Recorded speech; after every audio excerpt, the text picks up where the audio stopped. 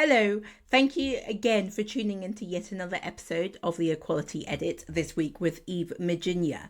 Before we get into the episode, I just want you to know that this episode is split into two parts. When we were going through the edit, there was nothing that we felt we could cut out, so instead we decided to make it a two-parter. So the first half is just under 40 minutes, and the second half is just under 40 minutes again. So watch this episode now and then tune in 3 weeks' time to see episode part 2. Okay, I hope you enjoy and look forward to speaking to you soon. So that would mean that I would be confronted sometimes by people's unbiased opinions of me and sometimes direct racism towards me. And that would just continue to play out in my life in so many different ways, in work, in education, and just socially. And so through all of those experiences, it made me become tougher and tougher as a person.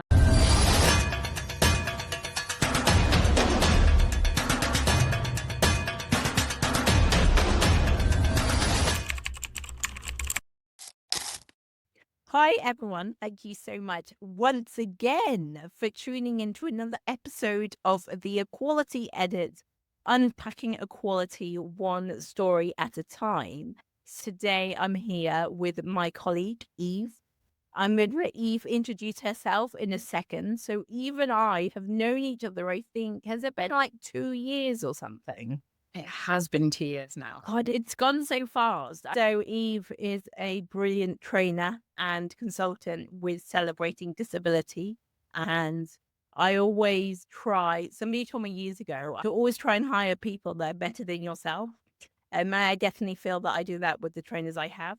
Not that I'm not a very good trainer myself, but that keep me to account and challenge myself. So it's brilliant. But I'd love to hand over to you, Eve, to tell us a bit about who you are and why you are here today. That was a really lovely introduction. So thank you. That was very gracious. And yeah, I guess a little bit about me. So as you mentioned, I've been working for you for 2 years under Celebrating Disability. But outside of that, I am an occupational therapist. I wear many hats. I'm an occupational therapist. And I also have a business called Uplift With Her, which is geared to help Black women in the community to learn self-regulation techniques and to find a way to transition and to progress in life through self-mastery and rediscovery.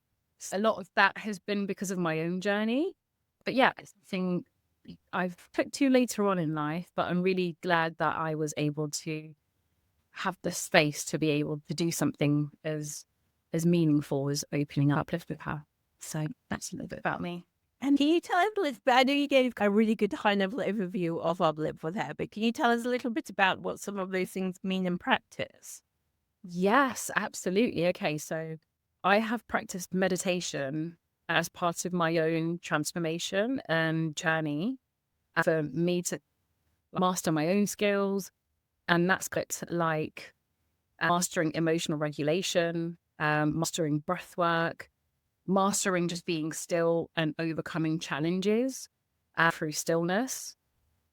And so I use a lot of those techniques that I had to implement for myself for other people now. So that looks like using cultural language, cultural practice, cultural word development so that we can understand how language is creating either a positive or a negative impact in how we think and feel about ourselves and others.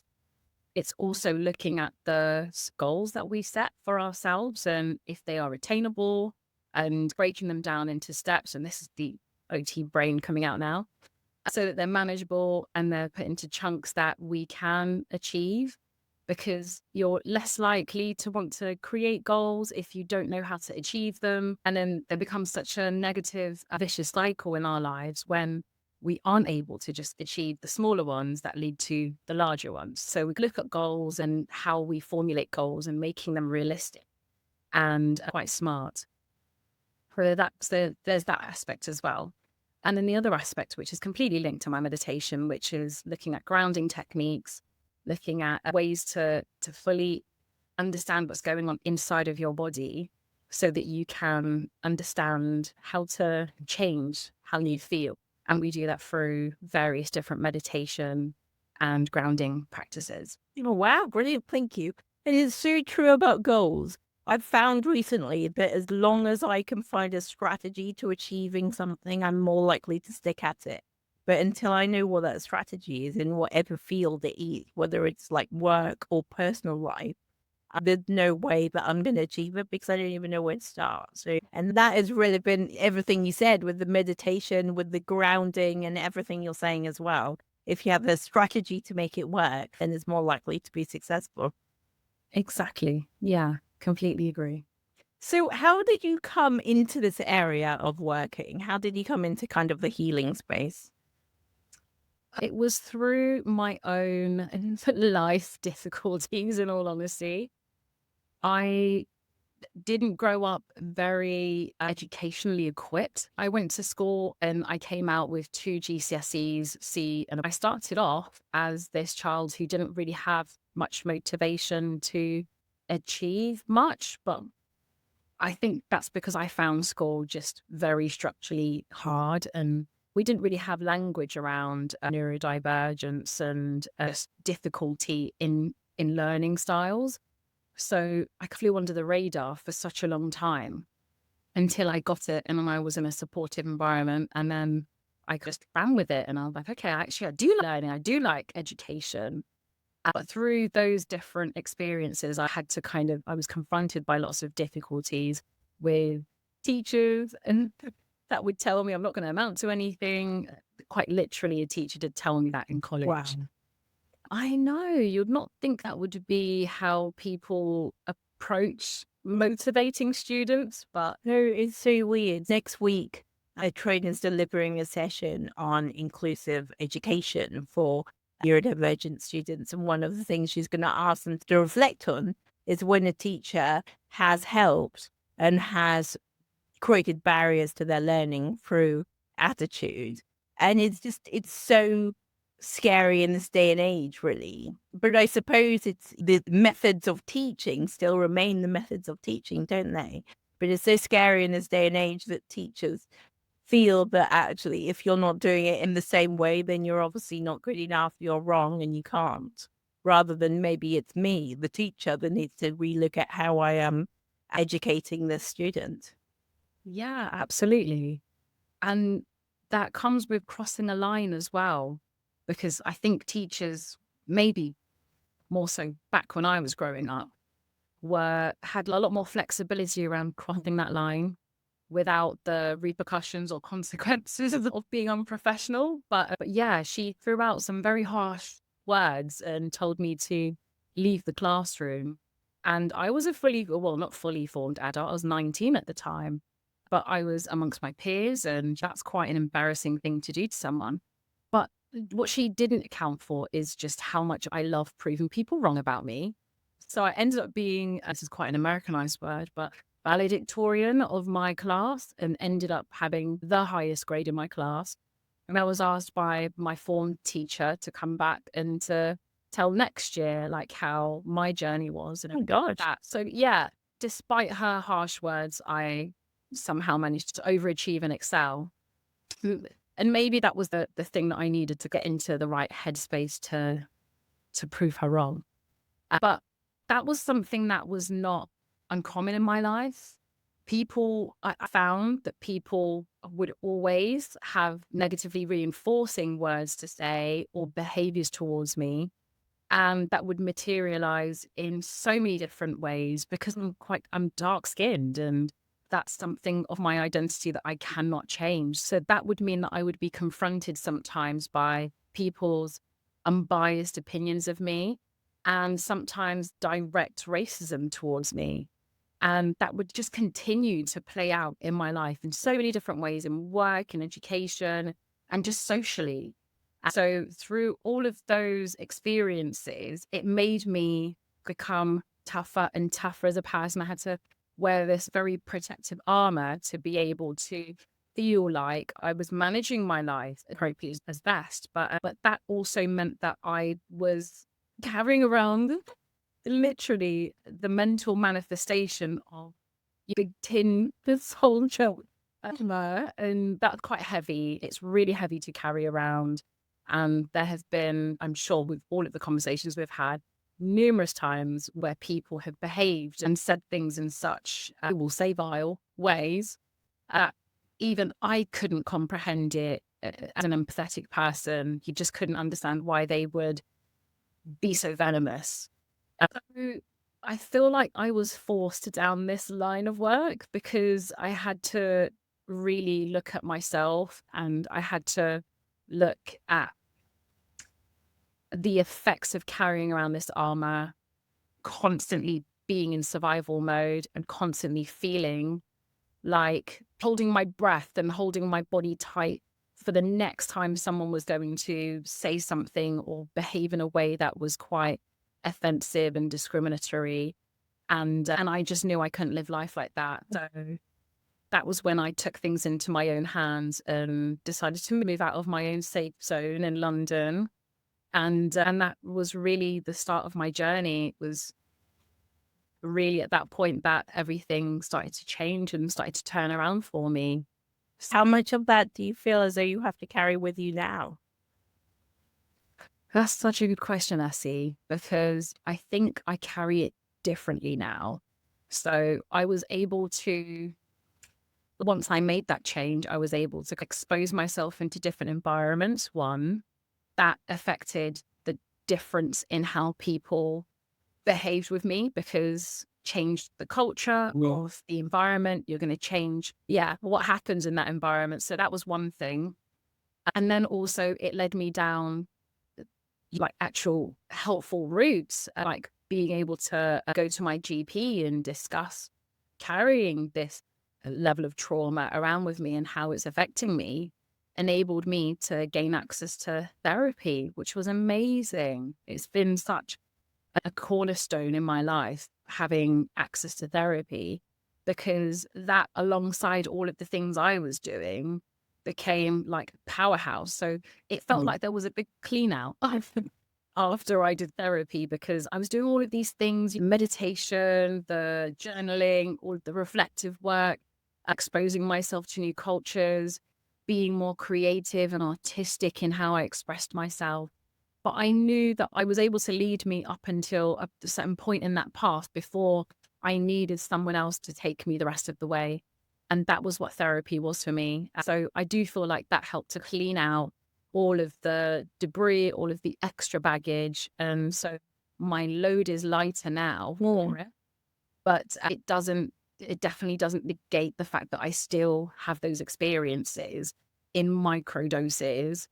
But I feel like because of all of those experiences, I'm able to manage that load differently now, if that makes sense. It does make absolute sense. It's really interesting that you say that, Eve. I come across a lot of people that are great advocates for therapy, but also a lot of people that are really against therapy. Personally, I think that therapy is brilliant. I think it's like going to a spa. It's giving yourself kind of the luxury that your body and your mind deserves in order to move on, no matter what your previous experiences have been and what trauma is for you. I think it's brilliant. I trained as a therapist, actually, and actually having that background knowledge in therapy. I trained as a psychodynamic therapist, and having that background knowledge has really given me the ability to see holistically about what's going on with the person, which helps in my everyday life with friends and family and interactions, but also through my business and seeing what the kind of the barriers are, the blockers are in organizations and everything. And personally, I've had therapy and find it really helpful just to really find a way to understand why I'm stuck at a certain point and give myself that kind of break I need before thinking, okay, you need to move on now. Yeah, I love that, because I think we all get very stuck in life, and that's when we end up realizing that we're carrying so much on our plates. And then our bodies start to go, we're finally stopping, we're finally resting. Okay, that's when all of the things start to happen. The health starts to go up and down and sideways. And there's so many things that become revealed in those moments when we stop and realize that we're stuck. And so it's really useful to have therapy or someone there in that journey to just like help to unpick what's happening and to like just give us a bit of foresight into what it could look like if we attempt to move forward next. And that's what I love about therapy. It's literally just having someone who has the skills to enable you to move forward and to become unstuck sometimes. And so I'm a huge advocate for therapy as well. You're doing all of the hard work. They're just here to help readjust you slightly. If it was a dress fitter, they're here to just take in the seams, but it's your garment, it's your material, and they're just trying to make sure it fits properly. I got really lucky with my therapist as well, because she was the kindest person and the most compassionate person. And I think sometimes as like independent and strong-willed Black woman, you look at the help that you need and you think it has to also be quite strong-willed and just as outspoken as you. And that would have been a disaster, I think. I think we would have just clashed heads. But she showed me in those moments just how amazing it is to have someone that's showing you positive regard consistently, whilst also being soft and compassionate and kind. And we don't appreciate how having a professional, someone just like what you're saying, outside of your friendship circle and your family circle, can show you something different than what you have already experienced in your life. And so it is beautiful when they can shine that mirror back to you and bring out the kind, soft, amazing qualities up to the surface, because especially as we talked about being in survival mode and carrying that armor, you don't realize it still is in there because you're constantly going from one thing to another, having to protect yourself and, like I said before, brace and tense up for that next moment that's going to inevitably happen. Thank you. I think all of what you've said links back to what you were saying at the beginning as well. So what you're saying at the beginning, when in the before, when you were going through all of that negative stuff from the environment, was that you recognized that and then you changed environments. You changed your community. You changed your outlook by doing different things, and you were able to move forward and empower yourself in that. But I think that's in itself, a very kind of confident thing to do. You need to have a certain level of resilience, a certain level of confidence to know that it's going to be positive, a certain level of ability and bravery to be able to do that, and cognitive awareness as well.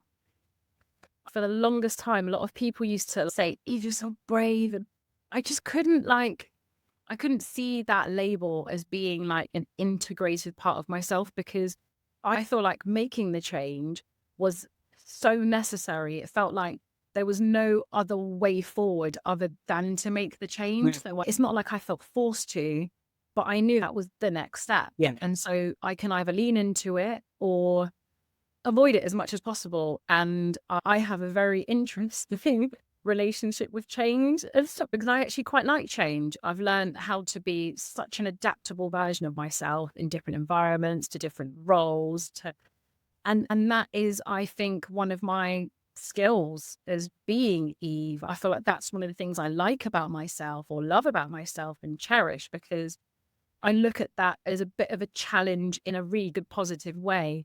What can I make of myself this time? Like, how is this going to make me learn or grow?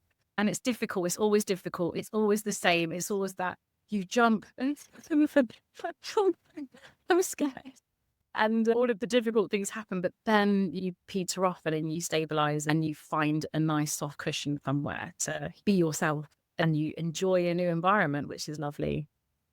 I think there's lots of kind of negative connotations around the word brave, and it's a bit like inspirational, isn't it? You're so brave.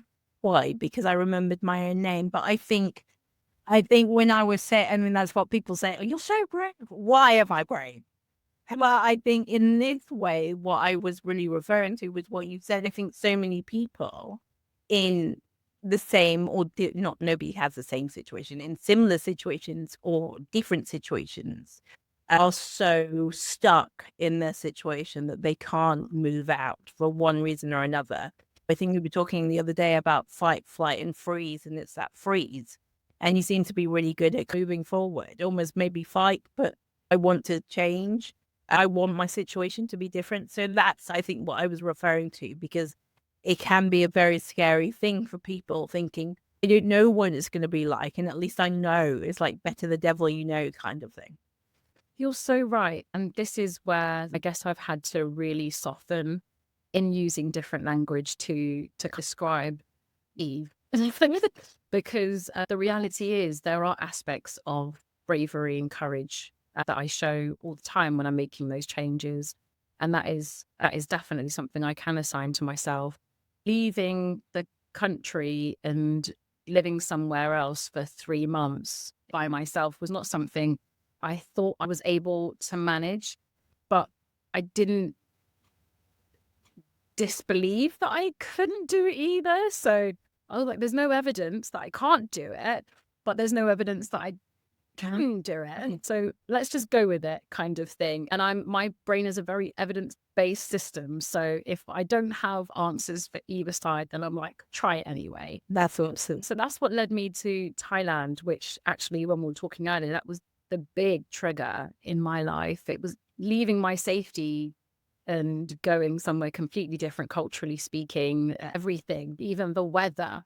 Every day was different, which is something that you have to manage.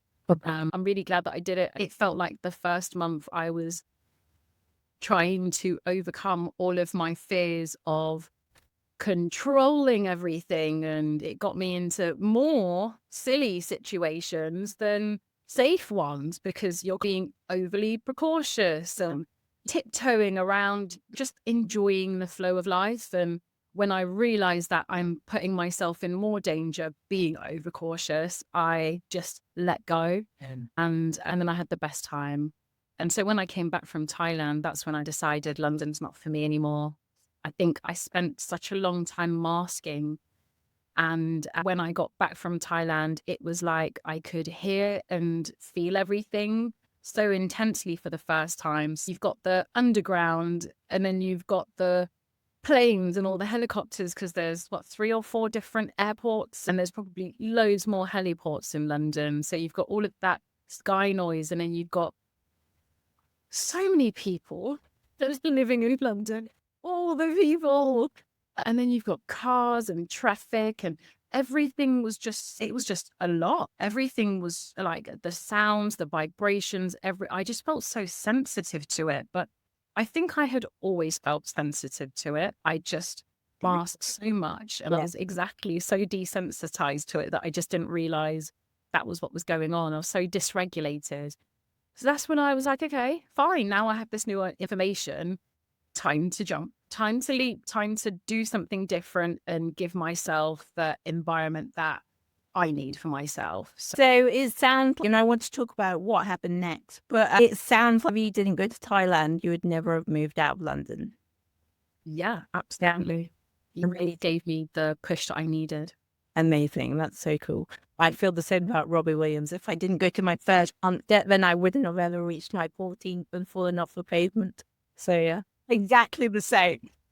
It's exactly the same. I can see the similarities. Absolutely. So when you moved out of London, I know that you trained as an OT and went through that. It's a master's degree you have, isn't it? I do, yes. Tell us about that experience.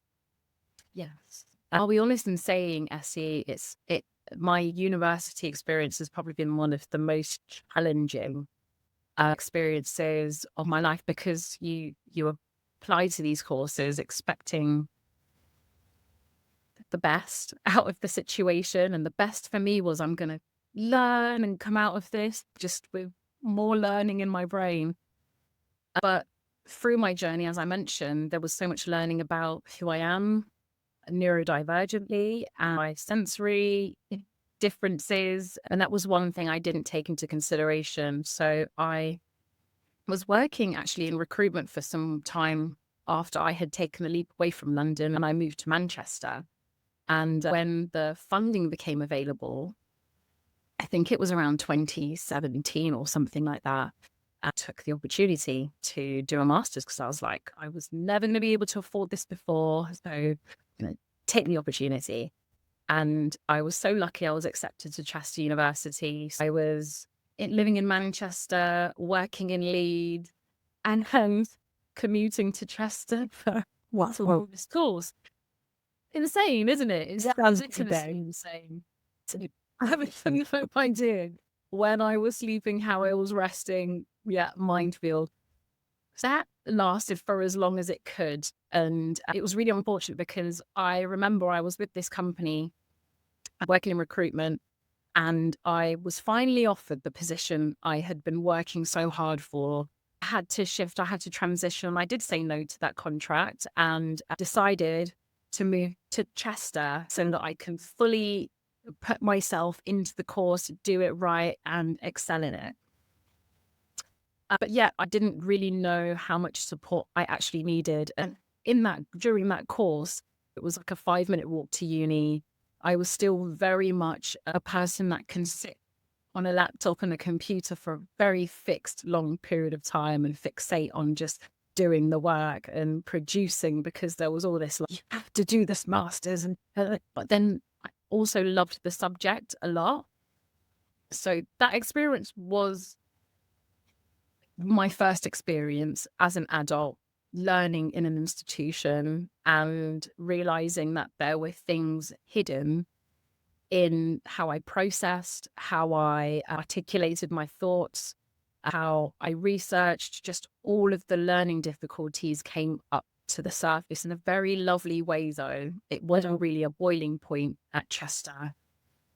It was later, actually, because I did go ahead and graduate from that course, but it was later when I was doing my training for OT that all of the difficulties came up to a boiling point. And perhaps that was for various different reasons, but the course was not entirely research-based like the psychology course I did at Chester. It had so many different components. So it was research-led. You had to also do a very different style of learning, which was inquiry-based. You also had to do lots of different case study-related essays and reports, as well as doing extended essays, presentations, and also placements, work placement for the NHS. And all of these things, and it just brought out all of my challenges all at once whilst I was going through other personal things at the time. My mum was ill during that time. And so I was back and forth between Oxford when we came out of the pandemic, because that was actually still during the pandemic that time. And so I was traveling back and forth between Oxford and Ipswich at the time. And just having that as an outside role that I was contributing towards whilst having this very focused occupation, which is the OT training, was quite difficult to juggle. I feel like the support that I had was just nowhere near what I would have expected from professionals who were also teaching you about this amazing profession that you're going into, which you have to collaborate with people to ensure that you're looking at their goals and giving them strategies that can help them to excel, to achieving their goals and having better ways of working. So it was quite difficult to fathom that actually I'm going into this profession and I'm really finding it difficult to cope in these moments whilst being taught by people who have the tools to help you to walk through this journey better. And that I think I still can't grapple with, to be honest, because I would have expected those people to be the very people that would have been able to help me along this way. It didn't occur to me until you were just explaining how ironic it is that people were training you to be in a profession that is all about collaborative working and finding solutions, and they discriminated against you. I've had a few similar experiences, but the one I'm going to share today was years ago when I was delivering training for a local authority. I was delivering training on support planning with service users who were getting direct payments. And halfway through the training session, there was an unexpected fire alarm. So it was treated, obviously, as an emergency and a real fire alarm. So as a wheelchair user, they escorted me out to the safe place to wait when you're disabled. And this woman was waiting with me. And we were on the second floor. So I think this building had 6 floors. And as people were because everybody was coming past us, obviously, because we were like on the second floor and everybody was running down the stairs. And as they're running down the stairs, she kept asking people that she recognized, what do we do in this situation? And people, I don't know, while they were running to save themselves. And she said to me at one stage, what do you think we should do? And I said, as a joke, I said I could throw myself out the window. And she's like, oh, no, I don't think we should do that. And I was like, what will happen? There was an absolute, my God, no, what are you at? You need to come up with the solutions here. Eventually, the fire brigade came upstairs, and it's stereotypical that they're hunky. This guy wasn't hunky at all in any way, shape, or form. Sorry, guy, if you're listening. And said, oh, it's fine, we can get out of the leave. And by this stage, I was like, out of my wits, panicking. Like, I was crying. And as a 44-year-old, I cry quite easily. As a 25-year-old, I didn't cry at all. And so it was a sign that I was crying. And they didn't know this, obviously, but I was like, oh my God. And when we got outside, I couldn't stop shaking. And then it was a false alarm. I went back upstairs in the lift. And the very next thing that I had to deliver in this training session was empathy and compassion. And I just looked at the slide and I looked to the delegates and I was like, I'm really sorry, I need to go home. And I couldn't. And then one of the first experiences that I can remember as an adult where I just thought, I can't continue here. I'm so shaken, I can't continue. And I just found on the way home, I called my boss and explained what's happened. And then also actually asked to still be paid. And I just couldn't, I don't think I could get my head around the irony of what I was there to deliver and then what I experienced at the same time. And it sounds like a very similar situation that you just articulated. 100%, because even you saying in that moment, there was access to the lift. There was just no protocol or process that was like thought about in advance. And that's direct discrimination to you because you were then left there when actually there could have been things that were done, or at least by the very, very least communicated to you. So you didn't have to sit there in your fear, feeling anxious, feeling afraid of what's coming next. And I hope that was a learning curve for them so that they can get their act together. So that just makes my blood boil. And they were quite scared of me for a few weeks after that. But yeah, I think they did take some learning, and the organization that I was working for to deliver the training ensured that they did something as a result of what happened. And as you say, it was about communication because nobody knew there was a false alarm. So I couldn't have gone down the lift until it was signed off by the fireman or the fire brigade. However, the communication about the fact that I was safe would have been enough. Yeah. 100%. Yeah. So, I'm guessing because you told the story that you told, I guess about halfway through that it wasn't going to be a positive experience. So what happens in your experience and what was done about it, if anything? One of the hardest ones was during placement.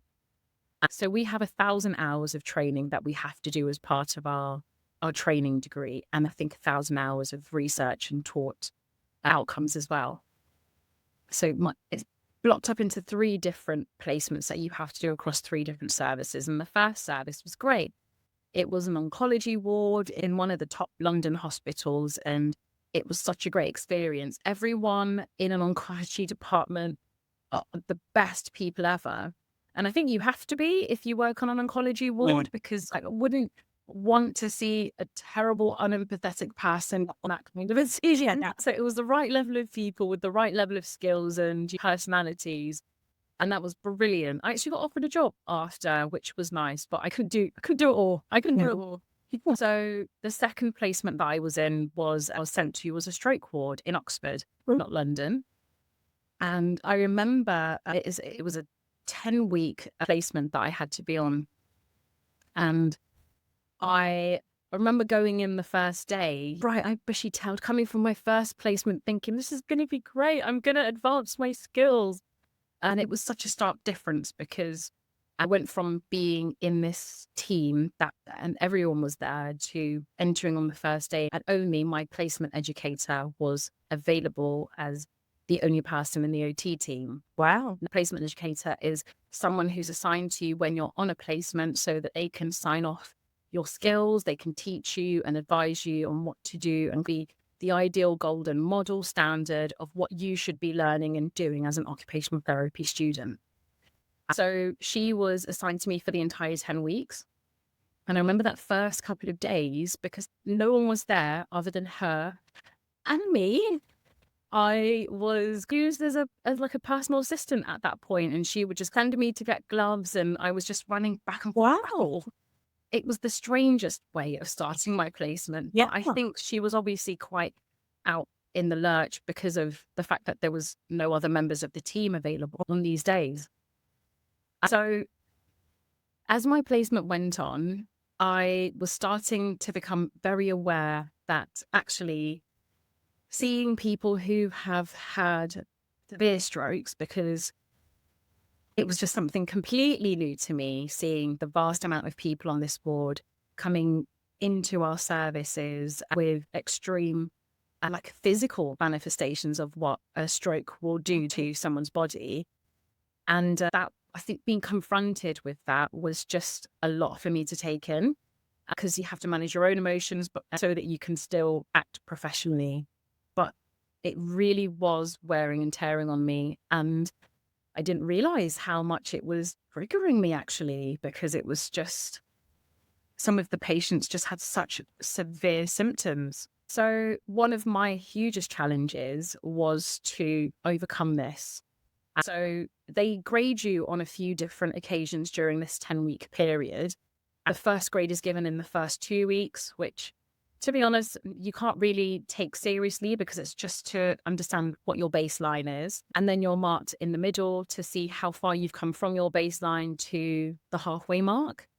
And then at the end to give you your official final grade of how you've done during the entire placement. So I had received like a bog standard grade at the beginning. It wasn't high, it wasn't low, it was somewhere floating around in the middle. And then during that time, I had to put some goals in place so that I can work towards what I wanted to achieve by the halfway mark. But this is when all of the things started happening and I was quite triggered and I don't really know how to really do the job without feeling completely affected on the inside. So I did actually speak to my placement educator and I said, look, I'll be honest in saying this is actually affecting my well-being quite a lot. My mental health is starting to suffer a little bit because this is being asked to take on a caseload. But some people in my caseload are actually really complex and I don't know how to manage my own well-being whilst being professional in this setting because it's quite triggering. And so we came to a middle ground in my halfway mark so that I can work on having a caseload of some of the people who would come in with less severe stroke diagnoses that were able to rehabilitate very quickly, like within a 3 to 7 day window. I was going to grade everything down, as we say in OT terms, so that it was manageable for me and I can build the confidence and practice without feeling like I'm unable to practice because of all of the like emotional tension that I was building from the more complex cases. So that was working, that was happening. And then I got very burnt out and then needed some time because I was fatiguing very quickly. The change in direction came too late because I was already overworked before the change happened. So then I had a bit of fatigue and burnout and I took some time off. And when I came back and we did a return to work, I was told by my placement educator that I had to take on complex patients that came onto the ward. Wow. And I said, but I don't feel like I've done enough to build to that yet. Because we were really just over the halfway mark. We weren't any closer to week than we were to the middle of the placement. So she said to me, that's what you're going to have to do. And I said, don't think I can do that yet. I know my own ability, and I feel like I've been building my confidence in doing some of the less severe cases. So why can't we do that and then continue to build on this at a later stage? Because for me, it wouldn't matter if I was doing that for 2 weeks or for 4 weeks, as long as I can show that I was doing that. And she said to me, if you do not take on the more complex cases, that I am going to fail. Wow. Yeah. Really quite shocking for me to hear that kind of, it was a threat, but it wasn't it. I'm just trying to get my head around that. So Yeah. where were you able to go from there? What were your choices? Were you told your options apart from fail or do it? So it was obviously quite a contentious time because I was just coming out of burnout, and you never really come out of burnout after a sleeping period. You're still burnt out. You're just masking through the burnout, and you probably have just a tad bit more energy. So I was still burnt out, mentally fatigued by all of this because it was affecting my well-being. And then I was tasked with having to problem solve around what was technically a threatening proposition. Yeah. Yeah. Wow. And the tricky thing about this was the course is all compulsory. So if you fail one component, you don't achieve your final. Yeah, exactly. So for me, that it weighed quite heavy on me. But because we had just come away from the mid-graded meeting that we had, I didn't see how I could go from like that grade that she gave me, which was maybe like a C at that point, to a fail.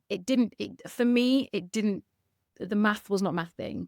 So I knew exactly what this was, and it was a threat just because I wasn't doing the thing that she wanted me to do. Even though I had really fully explained and articulated myself as well as I could, she did say, go to occupational health through uni. They should be able to help you. But as my educator, she's also got responsibility in helping me too, by helping me to manage my caseload. That is where she should have been implementing best and the most proactive support. And I imagine also that she knew that you had just come back from burnout because she did your return to work. And so as a manager in that way, she had a responsibility to look after you as an employee. Absolutely. Yeah. Because you're working, you're taking breaks, and you're doing notes just like anyone else on the team. Because at this point, the rest of the team did come back eventually. So it wasn't just me and her in the end. So everyone was working towards the same shared goals as a team. And I thought that I was a part of that model.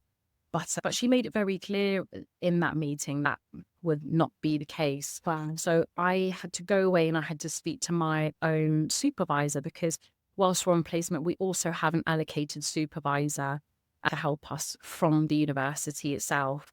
And I was just very lucky to have my supervisor, because she's now my mentor and she's amazing. But she just got really real with me. She was also supportive, and she asked me what I wanted to do. And I remember her asking me, can you see yourself going back? And I said, no. If someone can implement. Yeah, absolutely. So she made everything happen for me so that I can be removed from that kind of environment, and so that I can just concentrate on being well again and not being around people who were not really supportive of progressing my goals. And I remember having that conversation and it being relayed to my educator at the time. And she called me and she said, we can make some adjustments. We can get you working part-time here to finish your placement.